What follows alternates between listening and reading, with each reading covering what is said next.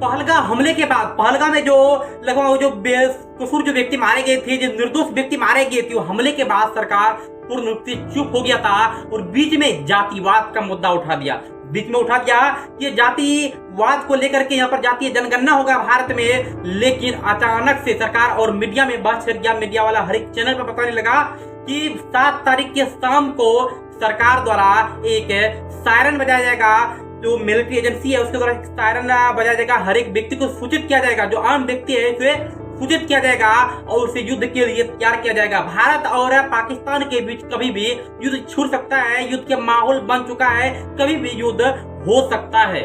लेकिन 7 तारीख की सुबह होने से पहले रात के 2 बजे के लमसम में जो सुरक्षा व्यवस्था था, जो मिलिट्री वाले थे, जो सरकार था, उसने एक ऑपरेशन चलाया जिसका नाम था ऑपरेशन सिंदूर। इस ऑपरेशन से पाकिस्तान के 9 ठिकाने, जो आतंकी ठिकाने था, जो टेररिस्ट ठिकाने था, 9 ठिकानों पर हमला किया और वो टेररिस्ट का जो भी ठिकाना था उसको पूर्ण रूप से ध्वस्त कर दिया, उसे नष्ट कर दिया। लेकिन सरकार ने कहीं भी मिलिट्री जो व्यवस्था था, यहाँ पे मिलिट्री था, पाकिस्तान का जो सुरक्षा व्यवस्था था, मिलिट्री था, कहीं पर भी ये हमला नहीं किया है, कहीं पर भी एक भी बम नहीं गिराया है।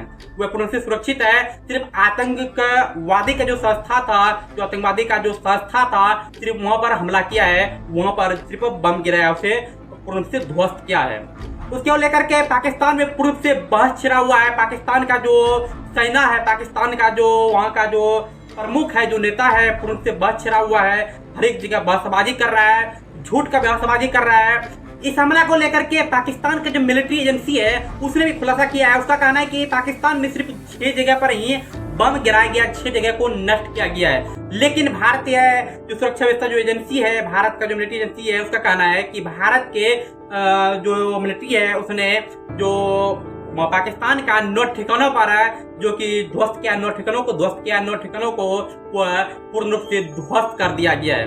इसमें आपको क्या कहना है कमेंट करके जरूर बताएं। क्या भारत सरकार द्वारा जो ऑपरेशन चलाया गया, ऑपरेशन सिंदूर जो चलाया गया है, भारत के टूरिस्ट को, जो निर्दोष को जो मारा गया था, उसके विरोध में जो इसने ऑपरेशन चलाया या चला करके सही किया या गलत किया, ये आप कमेंट करके जरूर लिखिएगा। भारत सरकार का फैसला गलत है या सही है? क्या भारत और पाकिस्तान के बीच में पूर्ण रूप से युद्ध होना चाहिए?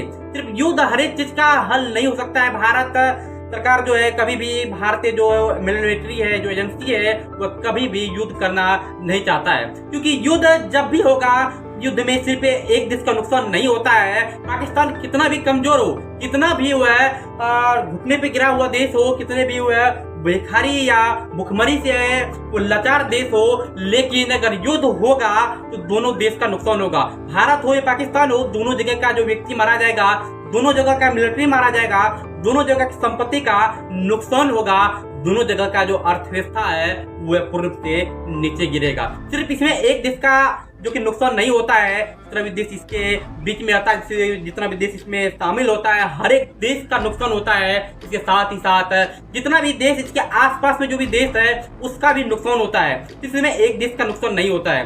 इस पे आपको क्या करना है, आप कमेंट करके जरूर बताइएगा। जय हिंद, जय भारत।